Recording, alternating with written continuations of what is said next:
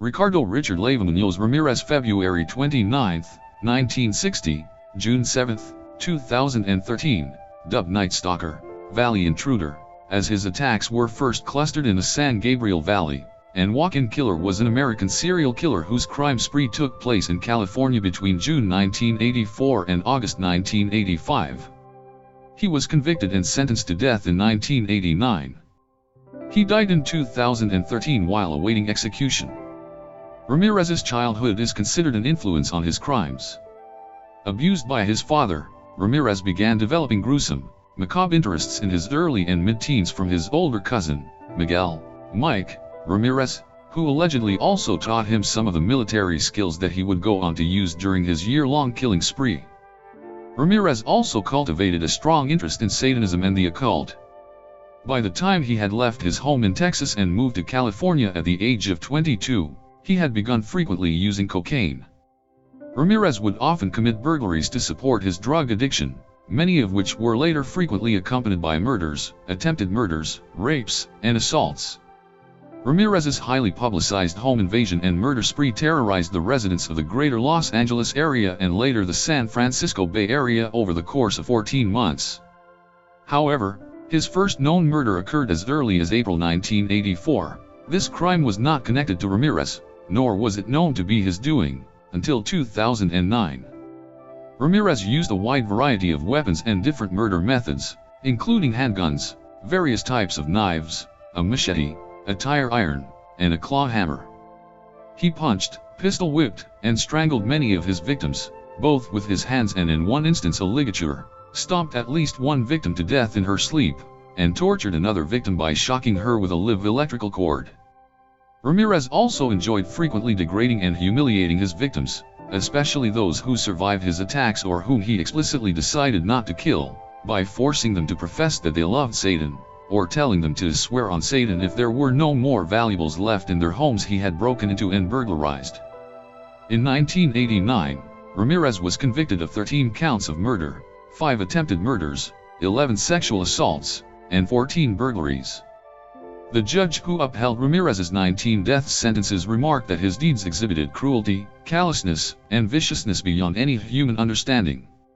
Ramirez never expressed any remorse for his crimes. He died on June 7, 2013, of complications from B-cell lymphoma while awaiting execution on California's death row. Early life and education. Ricardo Richard Munoz Ramirez was born in El Paso, Texas, on February 29, 1960, to Julian and Mercedes Ramirez, the youngest of their 5 children. His father Julian, a Mexican national and former Ciudad Juarez policeman who later became a laborer on the Atchison, Topeka, and Santa Fe Railway, was an alcoholic who was prone to fits of anger that often resulted in physical abuse towards his wife and children.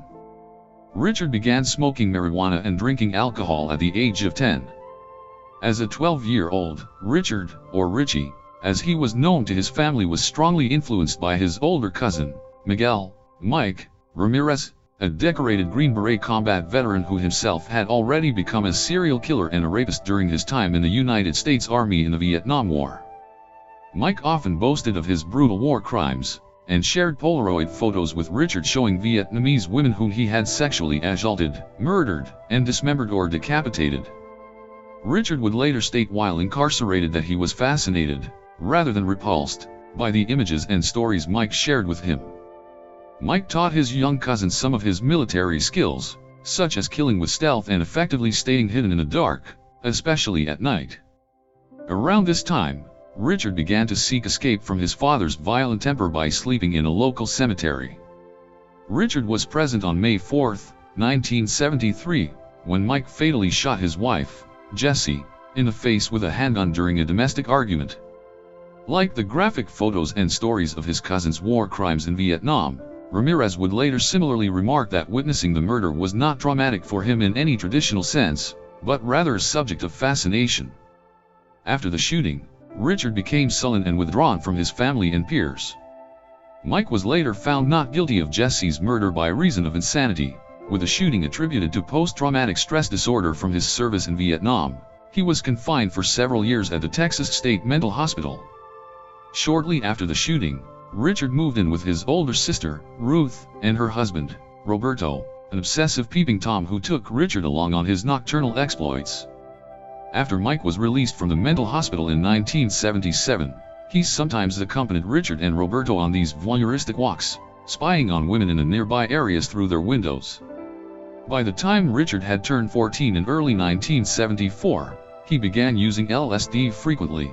He and Mike resumed bonding over their shared use of drugs and alcohol. It was during this period that Richard began to cultivate an interest in Satanism and the occult. When he reached adolescence, Richard Ramirez began to meld his burgeoning sexual fantasies with graphic violence including forced bondage/BDSM, murder, mutilation, and rape. While still in school, he took a job at a local Holiday Inn and used his passkey to rob sleeping patrons.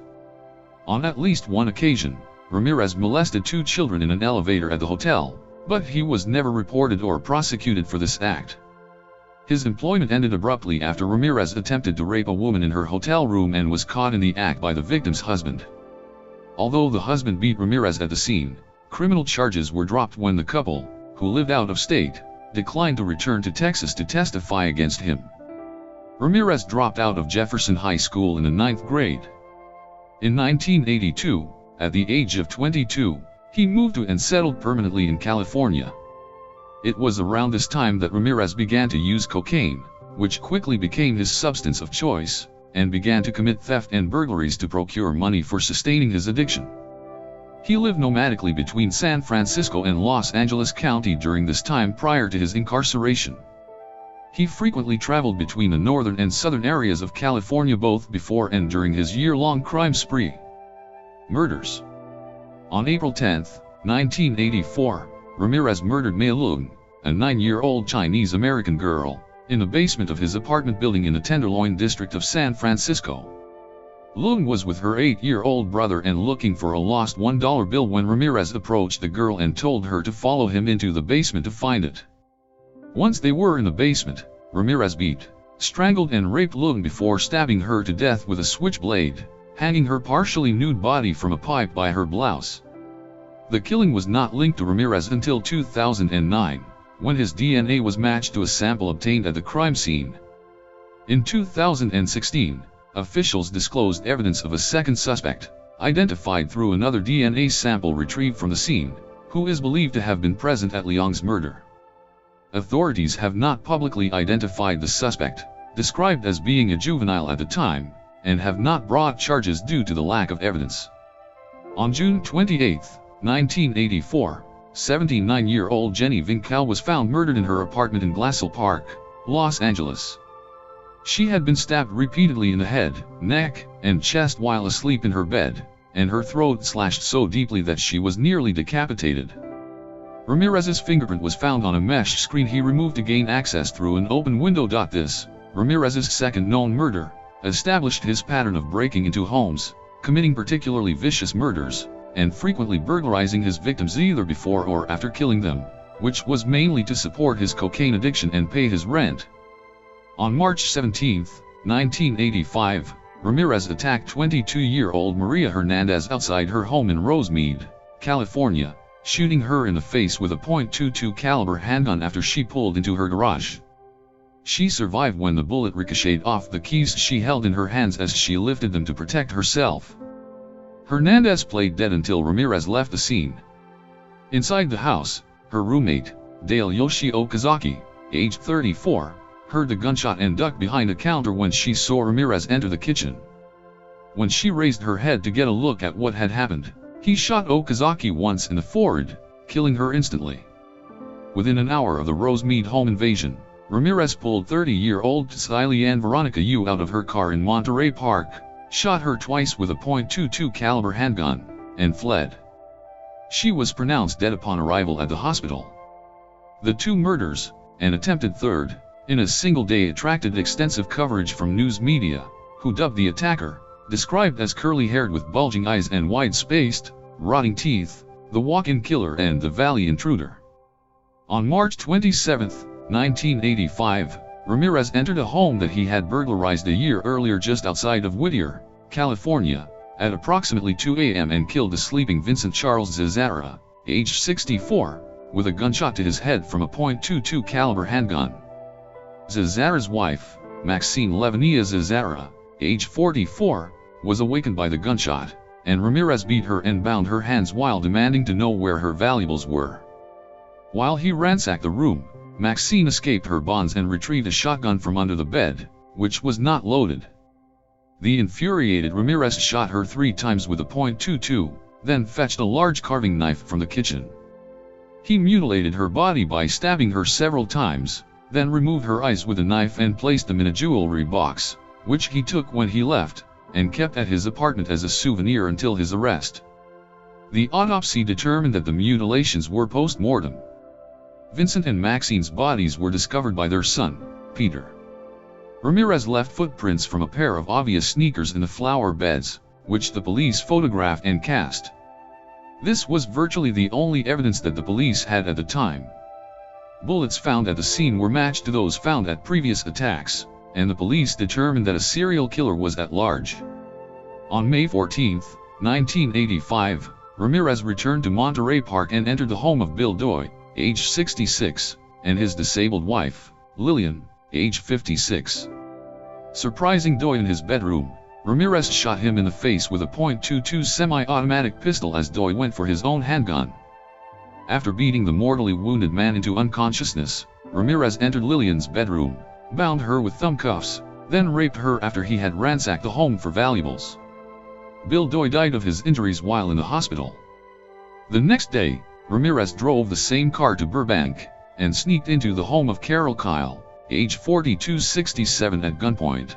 He bound Kyle and her 11-year-old son with handcuffs, then ransacked the house 68. He released Kyle to direct him to where the family's valuables were. He then raped her repeatedly. 69 Ramirez also repeatedly ordered her not to look at him, telling her at one point that he would cut her eyes out.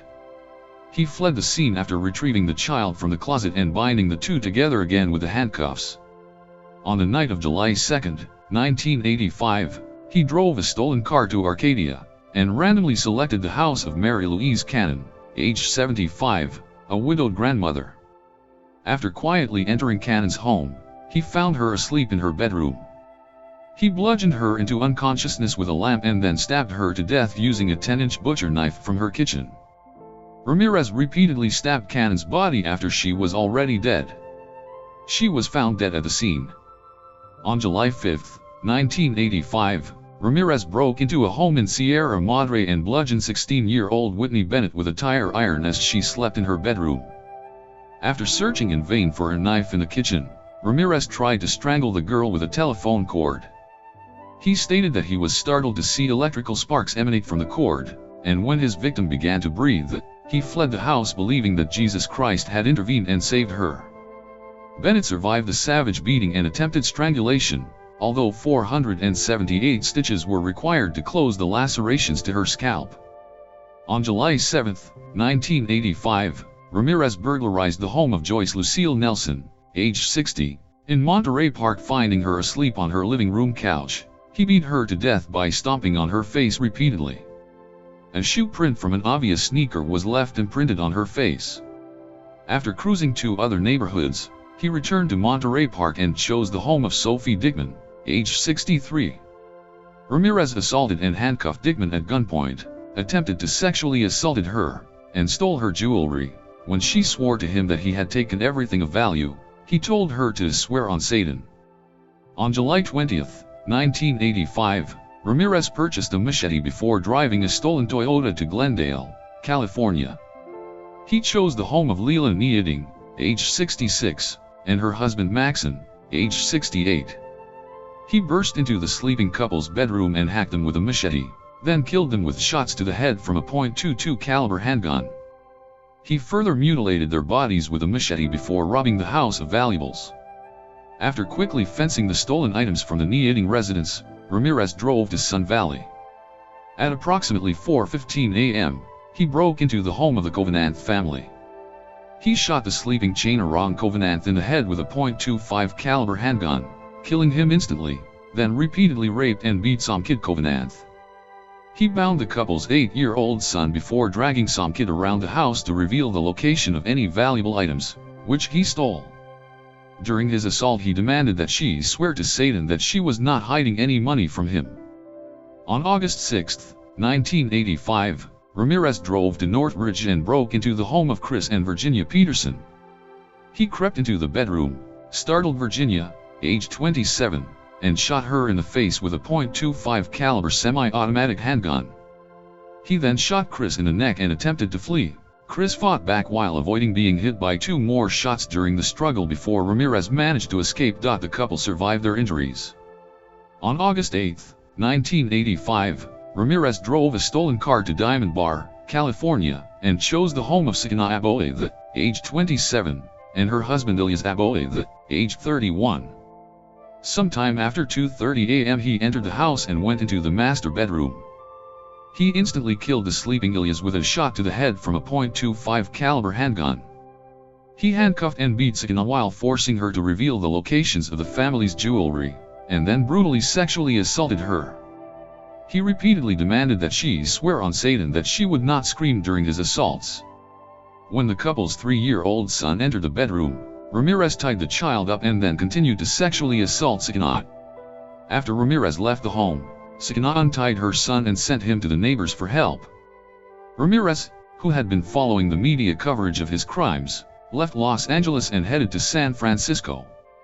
On August 18, 1985, he entered the home of Peter and Barbara Pan. He shot the sleeping Peter, age 66, in the temple with a .25 caliber handgun, which killed him instantly.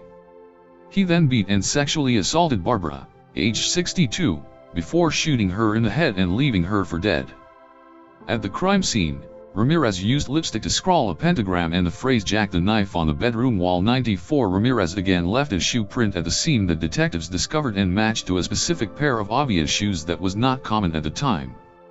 Lead detectives Frank Salerno and Gil Carrillo, who contributed to Netflix's Night Stalker, The Hunt for a Serial Killer, contacted the manufacturer of obvious shoes and were able to retrieve the soles. Upon the discovery of the make and distribution across the United States, only 6 of them existed in a size 11.5. With 5 of them shipped to locations in Arizona, and 1 shipped to a shoe store in Los Angeles, it was evident that the 1 pair of its size and kind in the state of California then belonged to Ramirez. When it was discovered that the ballistics and shoe print evidence from the Los Angeles crime scenes matched the Pan crime scene, San Francisco's then Mayor Dianne Feinstein divulged the information, including the gun caliber, in a televised press conference. This leak infuriated the detectives in the case, as they knew the killer would be following media coverage, which gave him opportunity to destroy crucial forensic evidence. Ramirez, who had indeed been watching the press, dropped his size 11.5 obvious sneakers over the side of the Golden Gate Bridge that night. He remained in the area for a few more days before heading back to the Los Angeles area. On August 24, 1985, Ramirez traveled 76 miles, 122 kilometers, south of Los Angeles, in a stolen orange Toyota, to Mission Viejo. That night, he arrived at the home of James Romero Jr., who had just returned from a family vacation to Rosarito Beach in Mexico. Romero's son, 13-year-old James Romero III, happened to be awake. While his family was asleep, James went outside of his house to retrieve a pillow inside a truck, which was locked. When he was outside he heard a rustling noise. Assuming it was an animal, James went to investigate the noise, but did not notice anything ordinary. James then went into his garage to begin working on his mini bike before hearing Ramirez's footsteps outside the house. Thinking there was a prowler, James, after observing Ramirez through his bedroom window, went to wake his parents, and Ramirez fled the scene. James raced outside and noted the color, make, and style of the car, as well as a partial license plate number. Romero contacted the police with this information, believing James had chased away a thief. After this encounter, Ramirez broke into the house of Bill Carnes, age 30, and his fiancée, Inez Erickson, age 29, through a back door. Ramirez entered the sleeping couple's bedroom and awakened Carnes when he cocked his .25 caliber handgun. He shot Carnes 3 times in the head before turning his attention to Erickson. Ramirez told her that he was the Night Stalker and forced her to swear she loved Satan as he beat her with his fists and bound her with neck tees from the closet. After stealing what he could find, Ramirez dragged Erickson to another room before raping her. He then demanded cash and more jewelry, and made her swear on Satan there was no more. Before leaving the home, Ramirez told Erickson, "Tell them the Night Stalker was here." Erickson untied herself and went to a neighbor's house for help. Surgeons removed 2 of the 3 bullets from his head, and he survived his injuries. Identification of Ramirez. Erickson gave a detailed description of the assailant to investigators, and police obtained a cast of Ramirez's footprint from the Romero house. The stolen Toyota was found abandoned on August 28 in Koreatown, Los Angeles, and police obtained a single fingerprint from the rear-view mirror despite Ramirez's careful efforts to wipe the car clean of his prints. The print was positively identified as belonging to Ramirez, who was described as a 25-year-old drifter from Texas, with a long rap sheet that included many arrests for traffic and illegal drug violations. The identification of Ramirez's print was described as a near miracle as the system used to identify him was recently installed, as well as the fact that the system contained the fingerprints of criminals born after January 1, 1960, only a month before Ramirez was born. On August 29, 1985, law enforcement officials decided to release a mug-shot of Ramirez from a 1984 arrest for auto theft to the media, and the Night Stalker finally had a face. At the police press conference it was announced, "We know who you are now, and soon everyone else will. There will be no place you can hide." Other suspected victims. On the night of June 27, 1985, 32-year-old Patty Elaine Higgins was murdered in her Arcadia home. The crime was not discovered until July 2, when she did not show up for work. Her attacker had sodomized her, strangled her, and slashed her throat. Ramirez was charged with murder and burglary in relation to Higgins' murder. However, the charges against him in this case were eventually dropped due to a lack of concrete physical evidence linking the Higgins murder to the Night Stalker crimes. Based on a statement Ramirez made to an investigator, he is also a suspect in the San Francisco double murder of Christina and Mary Caldwell. The Caldwell sisters were found stabbed to death in their Telegraph Hill apartment on February 20, 1985. While incarcerated, Ramirez openly bragged to a prison officer and other inmates about having killed more than 20 people. Capture. On August 30, 1985, Ramirez took a bus to Tucson, Arizona, to visit his brother, unaware that he had become the lead story in virtually every major newspaper and television news program across California. After failing to meet his brother due to him not being home, Ramirez returned to Los Angeles early on the morning of August 31. He walked past police officers, who were staking out the bus terminal in hopes of catching the killer should he attempt to flee on an outbound bus, and into a convenience store in East Los Angeles.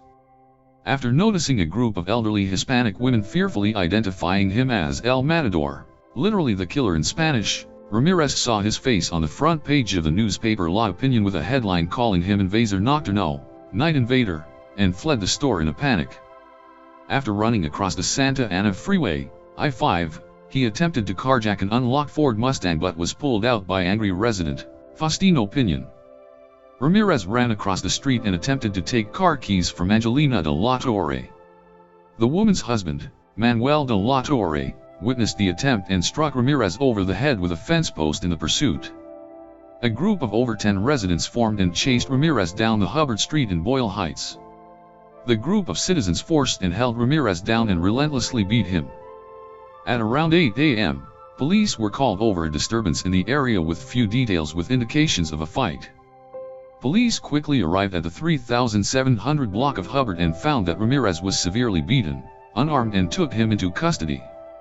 The crowd grew to several hundred people and was becoming unruly toward Ramirez, and responding officer Andy Ramirez, no relation, stayed behind while Officer Jim Kaiser drove Ramirez to the Hollenbeck police station.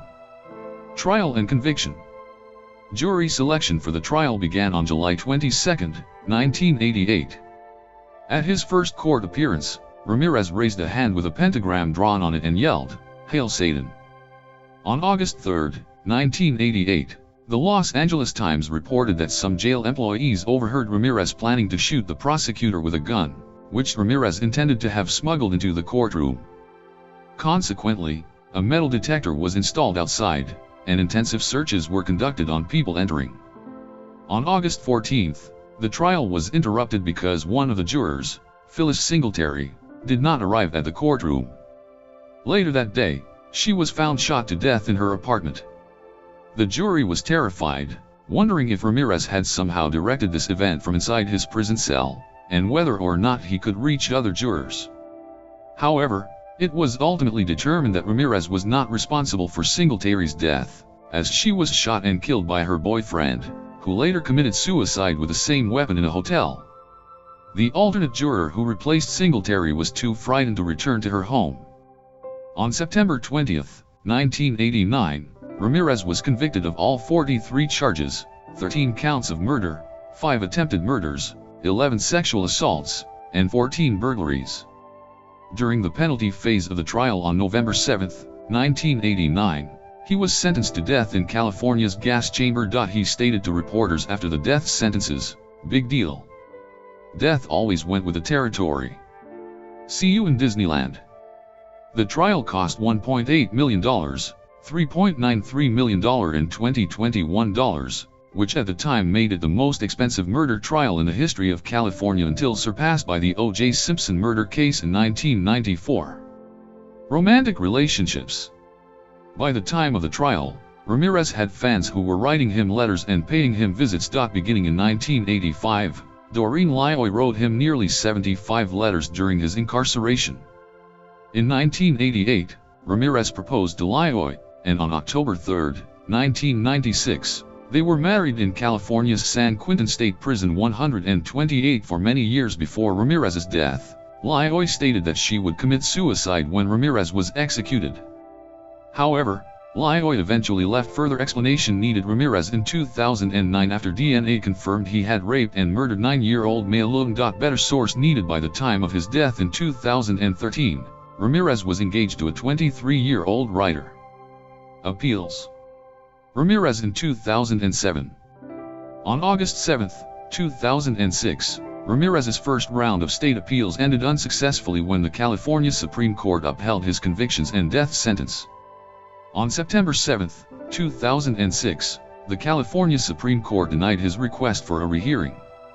Ramirez had additional appeals pending until the time of his death. Mental health.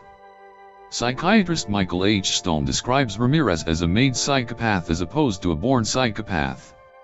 He says that Ramirez's schizoid personality disorder contributed to his indifference to the suffering of his victims and his untreatability. Stone also stated that Ramirez was knocked unconscious and almost died on multiple occasions before he was 6 years old, and as a result later developed temporal lobe epilepsy, aggressivity, and hypersexuality. Death.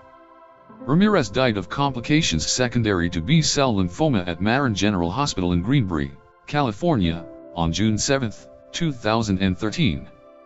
He had also been affected by chronic substance abuse and chronic hepatitis C viral infection.